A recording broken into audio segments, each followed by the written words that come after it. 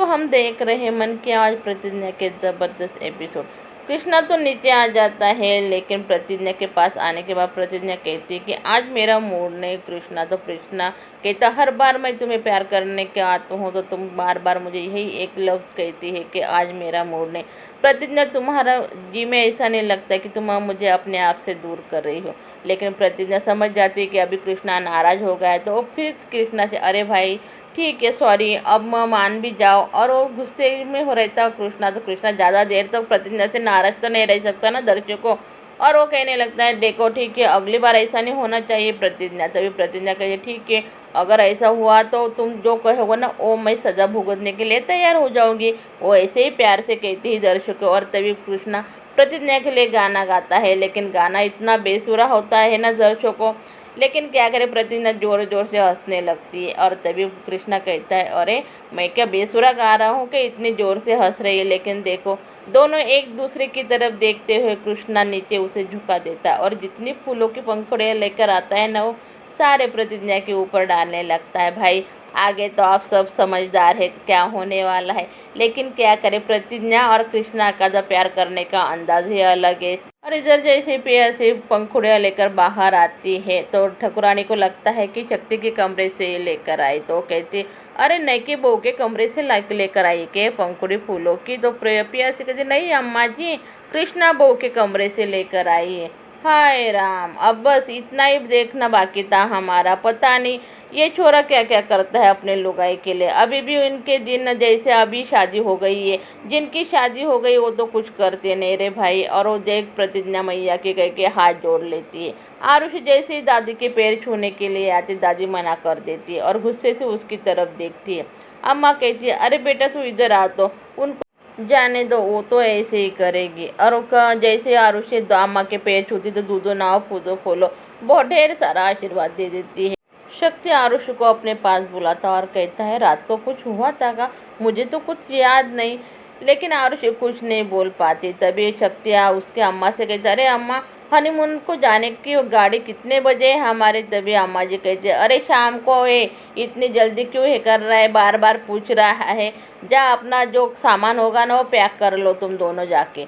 लेकिन आरुषि कहती कि अभी तो मेरी तबीयत ठीक नहीं, कभी बाद में जाएंगे। लेकिन तो आरुषि को शक्ति कहता है देखो अभी तुम मत मूड खराब करो, रास्ते में तुम्हें मैं अच्छे से डॉक्टर को दिखा दूंगा, लेकिन अभी यहाँ से चलो जल्दी। प्रतिज्ञा तो सब सुन लेती है क्योंकि आरुषि को तो जाने की नहीं है। आरुषि को प्रतिज्ञा कहती भी अगर तुम चाहो तो कुछ भी हो सकता है आरुषि, लेकिन तुम मना कर दो प्रतिज्ञा को। आरुषि कहती देखो तुम मेरे बारे में, तुमको मैंने पहले ही बोला था मेरे बारे में मत सोचो और मुझे मत तकलीफ दो, तुम हम अपने बारे में सोचो और अपना काम अपने तरीके से करो। और गुस्से से आरुषि निकल जाती है। कोमल आदर्श को सैर सपाटे के लिए लेकर आती है। उसे कुछ मीठा नमकीन खाना था, जो चाट खाने के बहाने वो आदर्श को घुमाने लेकर आई है। और जैसे ही वो चाट लेती है तो सामने उसे जय दिखाई देता है, यानी आरुषि के होने वाला देवर। तो उसको बुला कर वो कहते अरे जय शादी नहीं हुई तो क्या हुआ भाई, हम रिश्तेदार नहीं हुए तो कोई बात नहीं, लेकिन दोस्त तो रह सकते हैं ना। लेकिन तभी आदर्श को देखकर तो जय कुछ भी उल्टा सीधा बोलने लगता है और कहने लगता है अरे हाँ मुझे मालूम है, लेकिन तुम याद रखना तुमने जो चप्पल मुझे मारी थी ना उसका बदला लेने के लिए है मैं इस शादी में आया था। अच्छा ही हुआ वो शादी नहीं हुई, नहीं तो शादी अगर हो जाती ना मेरे भैया की तुम्हारे आरुषि के साथ तो तुमको दिखा देता, मैं बदला लेकर रहता तुमसे कोमल से। और आदर्श को बहुत गुस्सा आता है। आदर्श कैसा देखो तुम मेरे बीबी के बारे में बदतमीजी से बात कर रहे हो, तुम ज़्यादा मत बोलो। और आदर्श को जय कहता है अरे क्या कर रहे हो, पहले से तो तुम अपाहिज जो। अरे देख कर तो कोमल भी भड़क जाती है और कहती है अरे शुक्र मानो कि हमारे ससुर ने वो कंप्लेंट वापस ले ली, नहीं तो अब तो तुम जेल में सड़ते रहते। और इधर ठाकुर सज्जन सिंह के यहाँ एक बाबा जी आते दर्शकों। बाबा जी तो बहुत भले दिख रहे हैं और जैसे आते हैं पूरे हवेली की तरफ नज़र उठाते और कहने लगते हैं इस हवेली में बच्चे की किलकारी सुनाई दे रही है।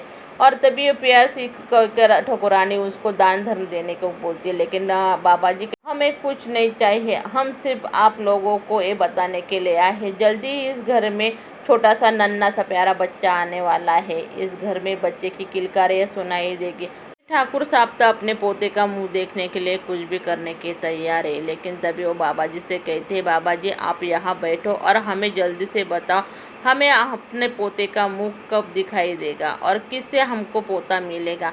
तभी वो कृष्णा को और शक्ति की तरफ देखते बाबा जी, और शक्ति की तरफ देखते हुए कहते कि हाँ, ये तुमको पोता दे सकता है, लेकिन उसके लिए बहुत ही त्याग करना पड़ेगा। जैसे हम बताएंगे वैसे ही उपाय करना पड़ेगा। तो ठाकुर जी तो कहते बाबा जी, आप सिर्फ उपाय बताओ कि क्या करना पड़ेगा, वैसे ही मैं करूँगी, और किस बहू से हमको पोता मिलेगा ये भी बता दो। तभी जो बाबा जी आए थे ना, वो कहते हैं तुमने जो पाप किए हैं ना, पहले उसका प्रायश्चित करना पड़ेगा। और ठाकुर सज्जन सिंह को मालूम पड़ जाता है कि शक्ति सिंह ने उसका बच्चा मारा था, तो वो देखने लगते हैं और बोलते हैं कि जल्दी से बताओ बाबा जी उपाय। तो उस समय आरुषि आ जाती है, और आरुषि की तरफ देखकर ठाकुर सज्जन सिंह को बाबा जी कहते हैं कि इस लड़की तुमको पोता देगी, और इसके लिए तुमको बहुत ही त्याग करना पड़ेगा, जैसा मैं कहूँगा वैसा ही करना पड़ेगा। तभी शक्ति की तरफ देखकर कहने लगते कि 21 दिन के लिए ब्रह्मचर्य का पालन करना पड़ेगा, और जो महादेव भोले बाबा का मंदिर है वहाँ का उपवास भी करना पड़ेगा। दिन में 2 बार मंदिर जाना पड़ेगा, वहाँ से आकर दिया बत्ती शाम को। इतना बहुत ढेर सारा उपाय बता दे बाबा जी। और तभी आरुषि कहती है कि जैसे बाबा जी आप कहेंगे ना, हम भी वैसे ही करेंगे। भाई ये सुनकर तो अब शक्ति का तो माथा ठनक जाता और कहने लगता, अरे इस पाखंडी बाबा को किसने बुलाया, चलो निकलो यहाँ से। लेकिन बाबा जी को देखकर जो पोते की आस ठाकुर साहब ने लगाई है वो तो आज पूरी होगी, क्योंकि ठाकुर साहब ने शक्ति को बोला, अरे तुम चुप रहो खटरा नरेश, अगर तुमने कुछ बदतमीजी की तो मेरा जूता है और तुम्हारा सर है। लेकिन शक्ति सिंह तो चला जाता है, और बाहर आकर प्रतिज्ञा बाबा जी से कहती है कि बाबा जी आपकी वजह से मेरी बहन की ज़िंदगी बर्बाद होने से बच गई। म्हणजे इसका काम मतलब ऐसा है दर्शकों कि ये सब किया कराया है प्रतिज्ञा और कृष्णा के दोस्तों का था। और ठाकुर साहब को जो पोता चाहिए अब मिलेगा या नहीं मिलेगा हम तो आगे देखेंगे ही। लेकिन जैसे ही ठाकुर साहब अंदर अपने अम्मा से कहने लगते हैं कि देखो जल्दी हमें अब पोता मिलेगा, शक्ति सिंह आरुषि को लेकर आता है और कहने लगता है बाबूजी हम हनीमून के लिए जा रहे। ठाकुर सज्जन सिंह तो भड़क जाते हैं, अरे अभी तो बाबा ने कहा ना कि तुम कहीं जा नहीं सकते और ब्रह्मचार्य का पालन करना पड़ेगा 31 दिन के लिए। लेकिन शक्ति सिंह कहता है पता नहीं तुम लोगों को क्या हो गया, हमारे बीच में क्यों तुम टांग अड़ा रहे हो। ठाकुर सिंह कहता है मैंने बता दिया ना, तुम कहीं नहीं जाओगे, तुमको पालन करना पड़ेगा, यानी करना पड़ेगा 21 दिन का। तभी कृष्णा कहे अरे बाबूजी जाने दो ना, क्या तुम भी राशन पानी लेकर चढ़ गए, अरे मिलेगा ना भाई तुमको पोता। ठाकुर सज्जन सिंह कहते तुम चुप रहो, अगर मग खटरा नरेश अगर तुमने कदम भी आगे बढ़ा है तो मेरा जूता है और तुम्हारा सर है। और ठाकुर सज्जन सिंह अपना जूता निकालते हैं, और जैसे तभी शक्ति सिंह आरुषि का हाथ छोड़ देता है, और सज्जन सिंह कहते बहु रानी तुम अंदर जाओ तो मैं देखता हूँ इसको, पता नहीं किस जन्म का बदला रहे, पाखंडी कहीं का पापी कहीं का, उसकी वजह से आज मेरा पोता इस दुनिया में नहीं है। शक्ति सिंह तो गुस्से से चला जाता है दर्शकों। लेकिन अभी आरुषि को ठकुरानी कहने लगती अरे बेटी तुमको तो मालूम है ना, तो हमें कितनी जल्दी पोता चाहिए, लेकिन क्या करें, कुछ लोग तो अपने विचारों में इतने मग्न रहते हैं कि उनको ऐसा लगता है कि हम ऐसे ही कम दिमाग वाले लोग हैं। और तभी वो कहती है नहीं अम्मा जी कोई बात नहीं, जैसे बाबा जी ने कहा है ना मैं वैसे ही करूँगी। तभी ठकुरानी कहने लगती देखो बाबा हमने तुमसे कुछ बोला नहीं, अगर तुम्हें लगता है ना कि हमें पोता जल्दी चाहिए तो जाओ ना तुम्हारे बीवी लुगाई से पूछ लो कि हमें पोता कब दे रही है, बच्चा कब होगा। तब कृष्णा कहता है अरे इतनी सी बात, अभी लो पूछ लेता हूँ मैं। तभी प्रतिज्ञा को कृष्णा कहता है कि बोलो प्रतिज्ञा हम बच्चा कब देंगे।